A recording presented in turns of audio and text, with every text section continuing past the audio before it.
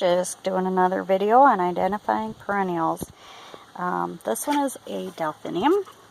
That is what the leaf looks like when they finish flowering.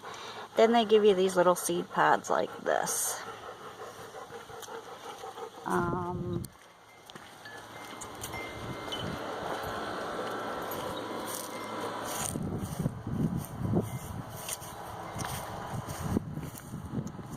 This is a rose campion.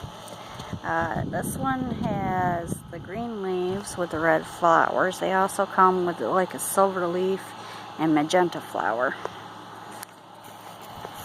This is a carnation, and it was a pot with two different colors in it, so I have red and pink, magenta-ish ones. Those are hens and chicks. Those are iris. They're all done blooming now. That's more carnation. That is Columbine, but I don't have it in bloom right now.